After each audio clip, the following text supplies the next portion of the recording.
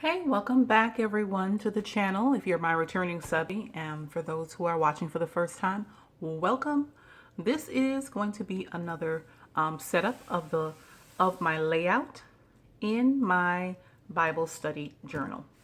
I've been using this notebook as my Bible study journal, and we're going to go ahead and do the layout for the week of September 23rd through September 29th. Can you believe we're in the last week of September? Well, anyway, we're going to go ahead and get this started. So if you want to see how this layout turns out, then just stay right there.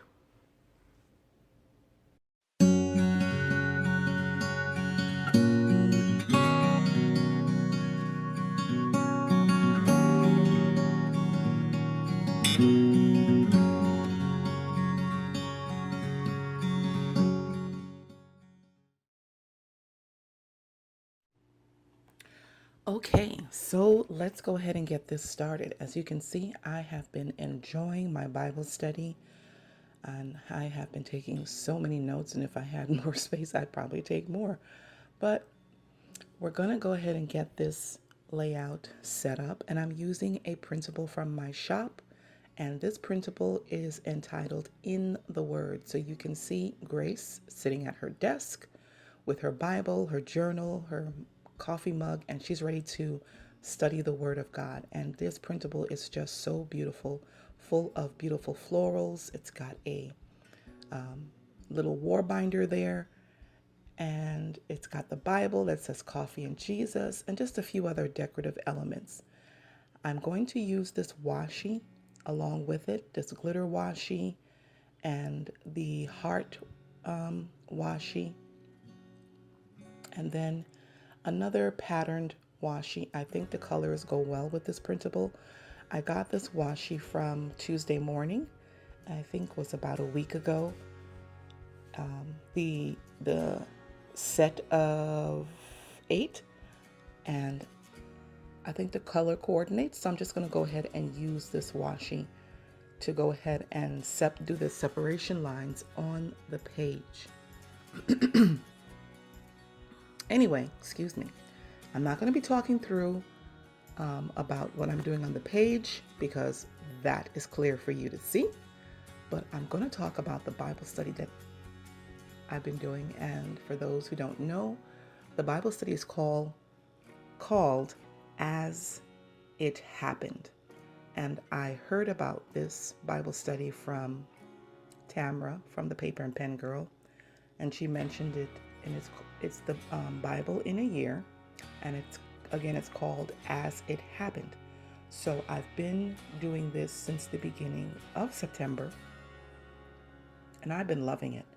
A lot of this stuff I've read already, but it is always refreshing to go back over it again, because as I listen to these stories, it is just awesome.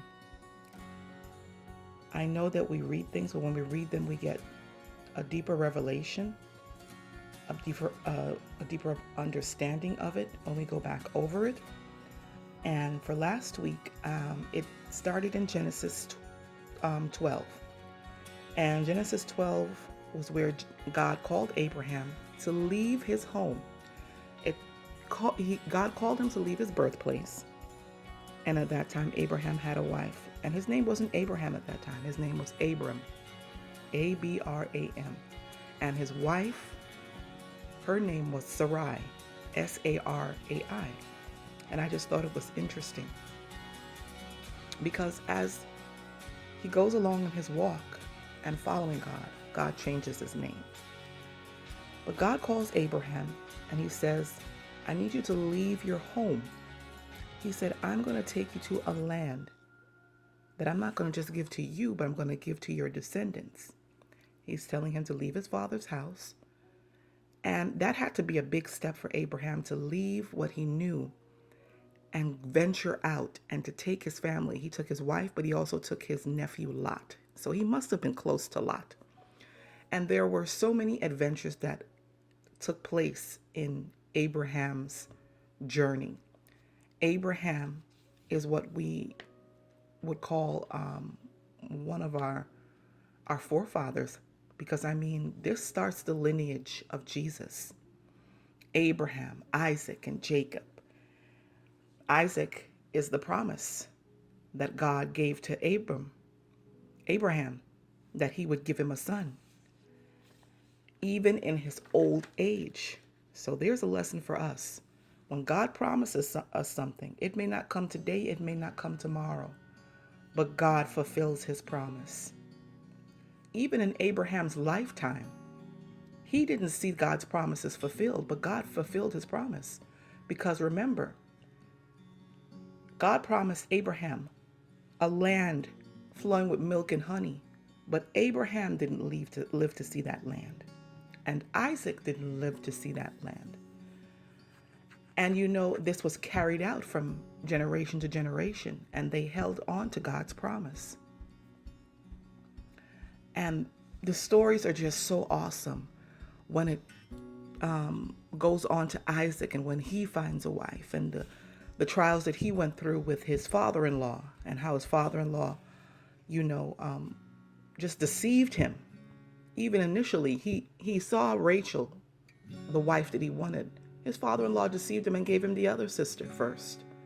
He said, but I didn't ask for Leah, I asked for Rachel. I promised you to work for 7 years, and you give me Leah instead of Rachel. And then the father-in-law says, okay, work another 7 years, and I'll give you Rachel. So for 14 years, Isaac had to work in order to get the wife that he wanted, the wife that he loved. And from Isaac, he gave birth through Leah, through Rachel, and even the handmaidens. He gave birth to his sons, which became the 12 tribes. And I just look at it, and then I know that in Warbinder Wednesday we just studied Joseph. Joseph was the son of Rachel, the wife he loved so much. And then you get to see why Joseph was hated so much by his brothers. When you look at all of this backstory, then you get a glimpse of what happened back then, and the animosity and the hostility and the strife and the bickering that went on between Leah and Rachel. And these were sisters. I mean, granted, they both shared the same husband, but these were sisters, and there was just so much going on then. I don't know why people say that the Bible is boring. I think because a lot of times they're locked into the King James Version, but when I do it, I let the NLT version play out, the audio play, and I listen, and it is just so clear. It's like a soap opera. Who could find this boring? There's no way you can find this boring. There is so much going on. It is like a soap opera. It is interesting. And there are so many lessons to be learned in the readings. I could go deeper and more into it, but time does not allow for me to go through each and every detail that I read last week. But it was so good, and I encourage you to read it for yourself. So if you've lasted this long, please comment. It helps with YouTube analytics. Comment. And if you haven't subscribed, then please subscribe and also like the video. And I appreciate you guys so much for joining me. I'll see you guys next time. Bye-bye.